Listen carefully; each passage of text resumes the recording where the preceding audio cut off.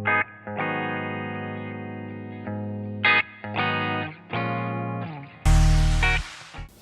this is David Kozlowski. Wanted to answer some of the first responder questions that we had from our event 2 weeks ago with myself and Heidi Swab.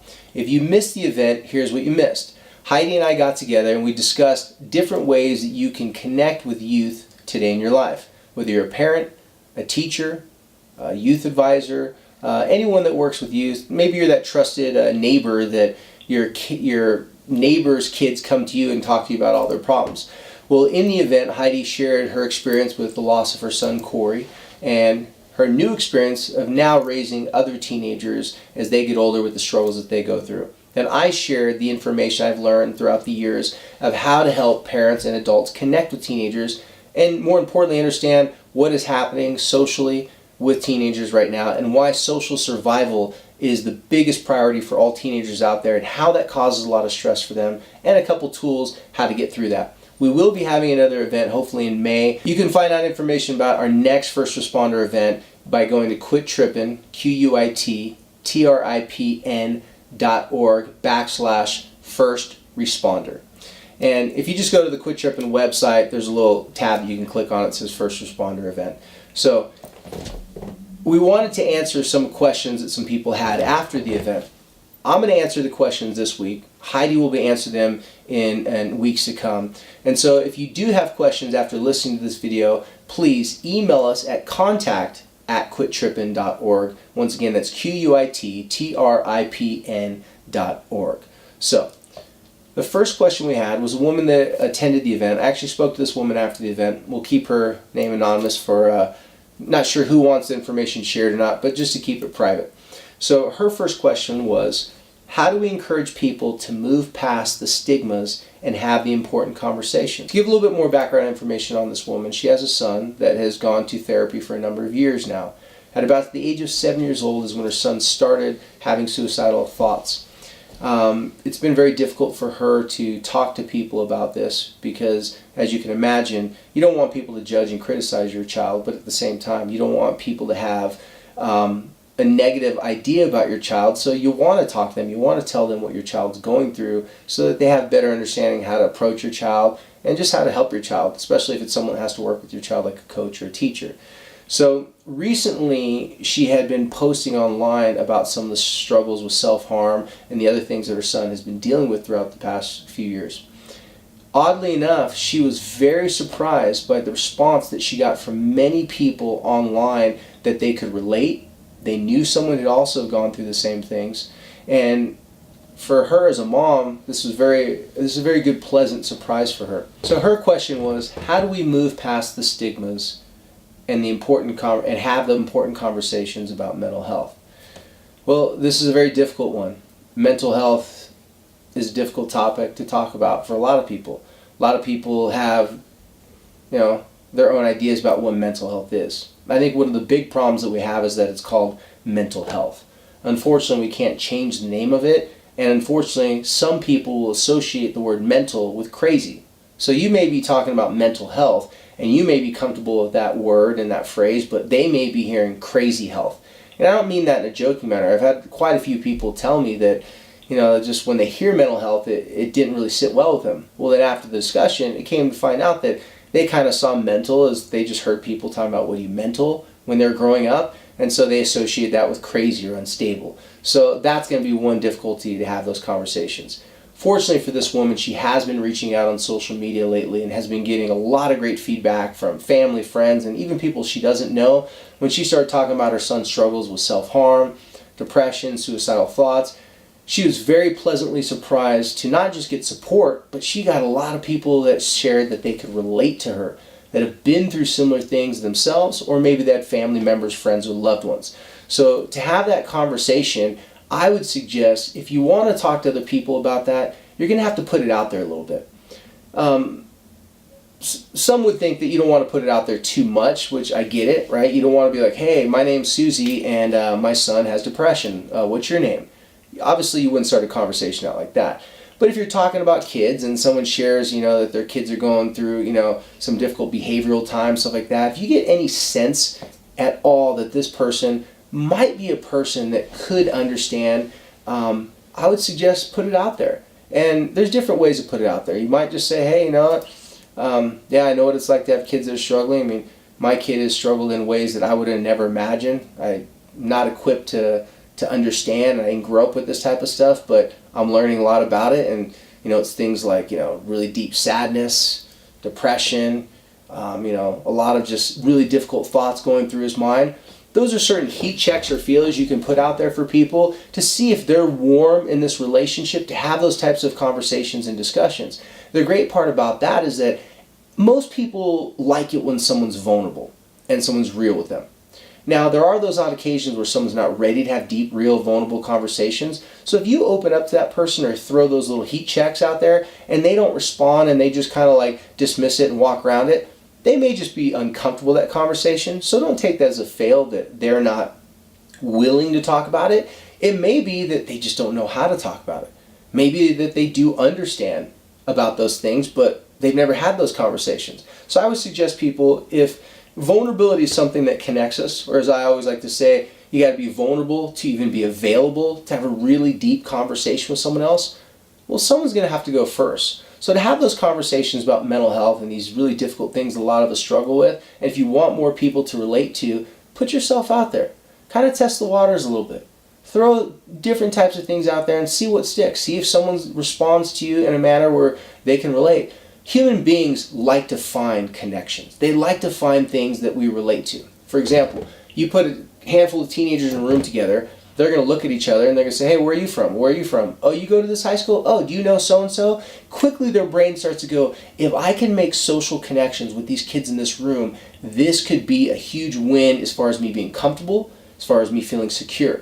We do the same things as adults, so put yourself out there, make some of those comments that allow people to have a little bit of sneak peek to you might be going through something, and just see how they respond. So that'd be how I'd answer that question. Next question so the question is happiness really just a choice? I remember the first time I was told when my child was really struggling that he was choosing not to be happy. It really bothered me to hear this. Well, first of all, yeah, I could see why that would bother you. A lot of times people dismiss the things that we say and they just kind of brush it off, or they say like those cheesy meme type things where, you know, they're kind of inspiring if it was written on a poster or if it was like on a post-it. But when someone's face to face with you and they say things like, well, you can choose happiness, and I get what they're doing and I don't blame you for being mad and upset, but a lot of times people don't know how to respond. People say stupid stuff all the time, not because their intention is bad, because they're either uncomfortable with the conversation or they actually think that it's that simple. Either way, no, happiness is not as simple as just making a choice. Now, granted, there's a whole lot of choices you can make that can lead to you having a greater sense of happiness. For example, if you look at a whole entire week as a whole, there's a lot of choices you're going to make that are going to lead you to not feeling happy, and there's a lot of choices you're going to make that you're going to make that could lead you to feeling a greater sense of happiness. Ideally, it's a whole lot of work, right? So if you're someone that's struggling with, you know, serious mental and emotional or relationship problems, which obviously if you're struggling with relationship problems, it's probably going to cause you the mental and emotional and psychological problems to go with it. If you're someone dealing with that different types of stuff and you hear something like happiness is just a choice, or just, you know, you can be whoever you want to be, try not to get too frustrated with that. In fact, this might be an opportunity for you to practice some of your skills of allowing things like that to be said without taking it personal.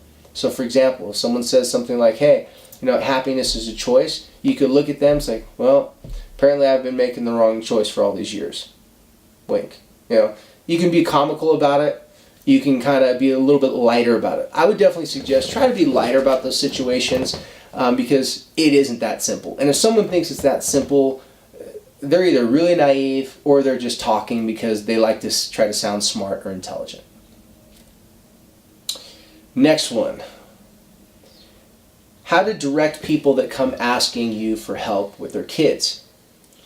So for example, this question, I remember, the context of this question.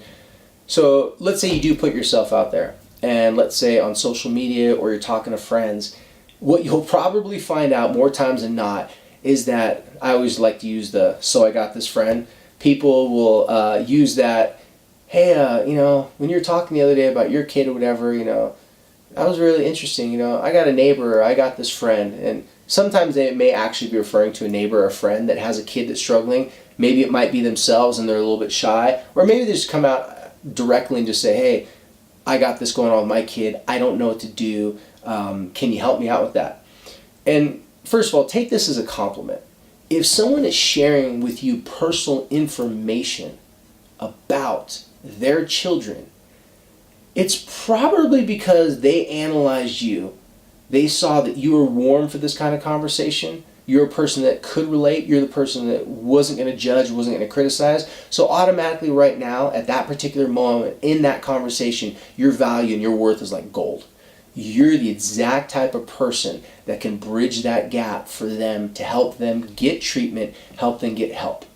Now, you're usually going to come across 3 different types of people that are going to talk to you about this. So first of all, take it as a compliment. Thank them. Tell them, "Man, well, first of all, thank you for even open up and tell me this stuff, because that's a big deal. I know for me, if I was going to talk about personal stuff, I'd only talk to people that I trust or I respect of some sort. So thanks for doing that. It means a lot to me," right? So that could really start off the conversation in a great way.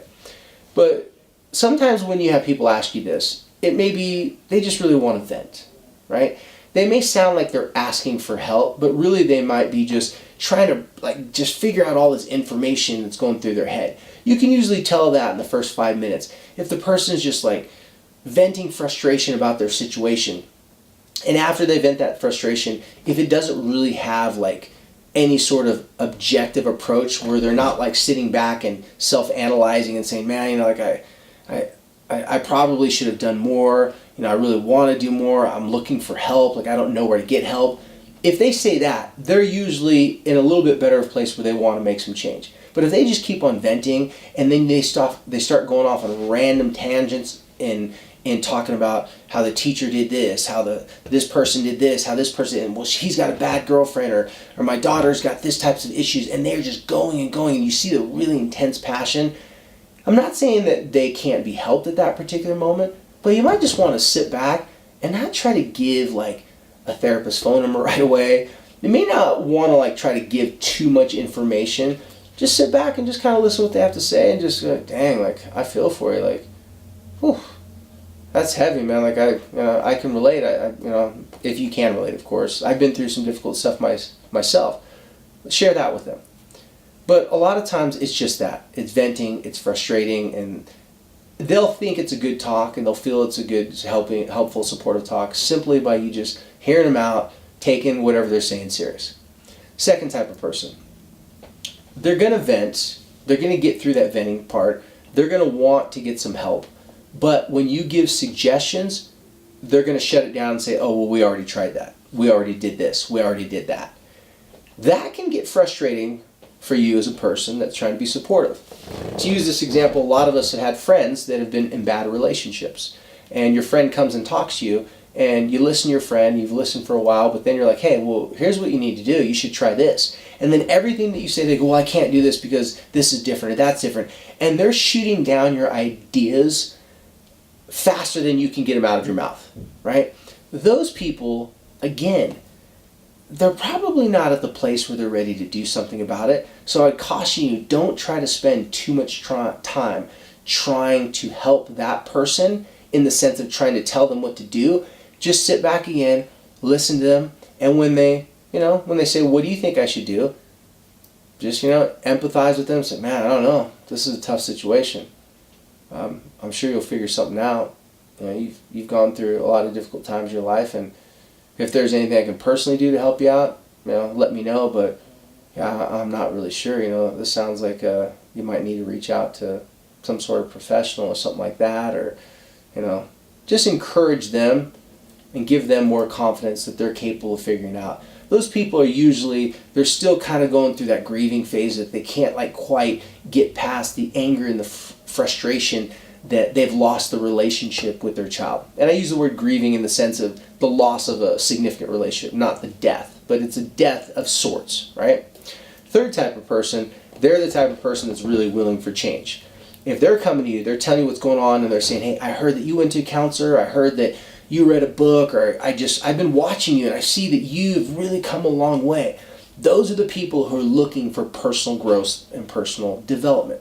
So for example, you'll always know if someone is looking for personal growth and development if they notice your own personal growth and development. They'll point it out to you. They'll say, man, something's different about you. You just seem happier. People always recognize other people's changes if they're trying to make changes themselves. So for example, if you're getting frustrated with someone because they're not identifying and noticing how much you've changed throughout the years or how much you've worked on yourself, usually they're not either paying attention or they're not trying to work on those things themselves. So how would they really identify that you've changed if they're kind of in the same position? So that third person, they're ready for change. They want to make some change. I would always encourage that person when they start to reach out, like let's say for professional mental health advice or help, let them know that if I give you this person's number, this is not a one-stop shop. You may need to see a counselor. You may need to, go do some yoga, do some meditation. Whatever their situation is, you may say, hey, there may be a lot of things you need to do, but look at it as like a team. You need all these different players on the team for the team to be successful. Have realistic expectations. Mental health professionals, just like other professionals, they're busy. They have a lot of clients. So if you're not getting the information you want from one particular person right away, or if you start counseling with someone and you don't really feel that that person is connecting with your situation, then let the person know. But if it doesn't work, move on and try to find someone else.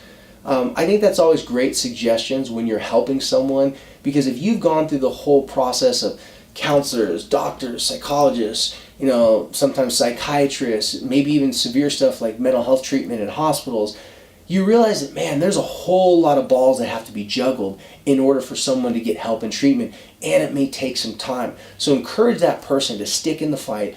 Don't give up because one thing is becoming frustrating. That's the number one thing that I see a lot of people do, that they don't get the help that they want at the moment they want it, and they get disheartened. And I don't blame them for getting disheartened. It's hard to try to find different counselors or try to find different medications or try to find different types of treatment. But you have to stay at it because you'll find what you're looking for. If you keep on going for it, you're going to get it. In conclusion, everything, look forward for our next first responder event. It most likely will be at the same facility in Harriman, Utah, Fire Station 123, sponsored by Unified Fire Department. We'll keep you posted on that. In the meantime, visit our website, visit the first responder link page, and please email us for questions that you would like to have answered from either myself or Heidi Swap. We want to keep you in the fight, making sure that you're showing up to these difficult situations with the young people of your life, in your life, responding to what is going on with them, their stresses and all their struggles they're having, instead of showing up and overreacting and doing all the things that come natural, which is freaking out. So thanks, and until next time, talk to you later.